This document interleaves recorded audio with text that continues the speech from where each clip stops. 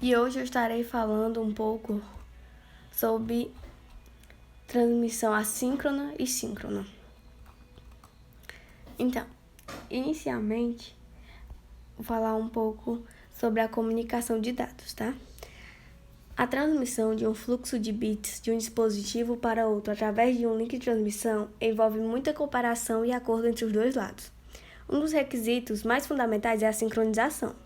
O receptor deve saber qual a taxa que os bits estão sendo enviados, para que possa mostrar a linha de intervalos apropriados para determinar o valor de cada bit. Duas técnicas são comumente usadas para esse propósito, que são a transmissão assíncrona e a transmissão síncrona. E cada uma tem características bem específicas.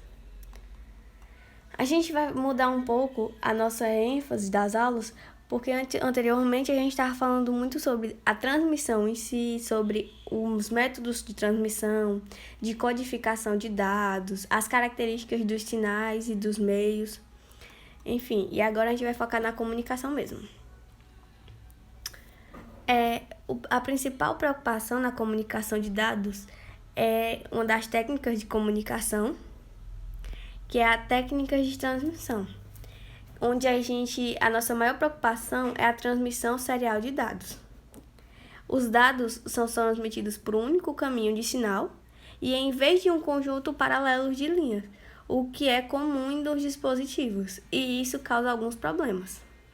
Na transmissão serial, os elementos do sinal são enviados um de cada vez, e cada elemento pode ser do tipo menos de 1 bit, que é o caso da codificação Manchester, de 1 bit, no caso da NRZL, que é um exemplo digital, e a FSK, que é um exemplo analógico, e mais de 1 bit, que no caso seriam as codificações de sinais analógicos. Simplificando, a gente pode ter outros métodos, onde a gente assume que 1 bit por sinal e a gente recebe ele e envolve a amostragem do sinal recebido uma vez, por tempo de bit, para determinar o valor binário dele. Um exemplo disso é assim. E aí uma das dificuldades encontradas nesse processo é que várias deficiências de transmissão corrompem o sinal, o que pode fazer com que o bit chegue errado. Um exemplo disso é assim: um remetente transmite um fluxo de bits de dados e o remetente possui um clock que comanda o tempo dos bits transmitidos. Por exemplo, 1 megabits de velocidade de transmissão, um bit transmitido a cada microsegundo, conforme pedido pelo clock do remetente, e normalmente o receptor tentará amostrar o meio do centro de cada bit de tempo. Então, o receptor cronometrará suas amostragens em intervalos de 1 bit. Se o receptor cronometrar de acordo com seu clock, haverá um problema se o clock do remetente não estiver alinhado com precisão.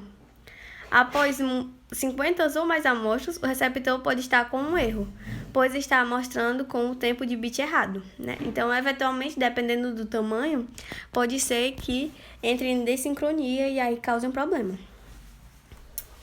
Então, vou falar agora um pouco sobre a transmissão síncrona, né, que é uma forma usada.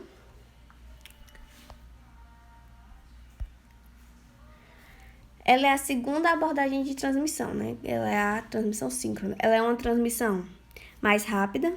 Ela necessita de um sinal de clock em comum ou de um jeito de compartilhar, que no caso o receptor e o destinatário têm o mesmo clock, usem o mesmo clock, né? E pode demorar um pouco mais para começar a enviar os dados, já que ele precisa dessa necessidade de estar todos os dois iguais. Alguns exemplos de comunicação síncrona são videoconferências, conversas telefônicas, aplicativos de mensagem instantânea, entre outros. Existem duas técnicas para a sincronização do clock, que é usar pulsos de clock de um dos extremos, ou seja, ele usa ou do transmissor ou do receptor, e funciona bem em pequenas distâncias, mas em grandes distâncias está sujeito aos mesmos problemas que poderiam ter, né, na relação do sinal. E embutir a informação do clock no sinal de dados. Agora falando um pouco sobre a transmissão assíncrona.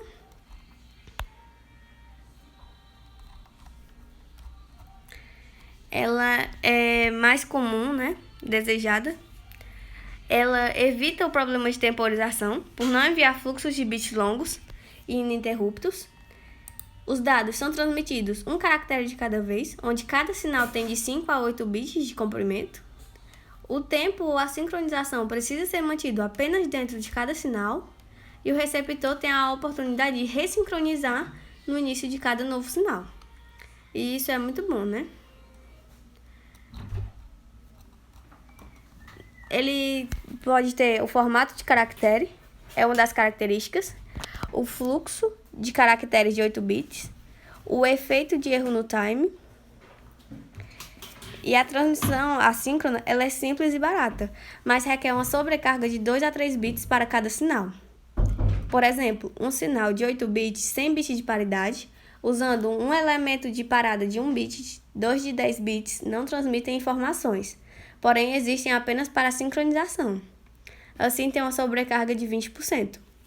Naturalmente, a porcentagem de sobrecarga pode ser reduzida enviando blocos maiores de bits entre o bit inicial e o elemento de parada.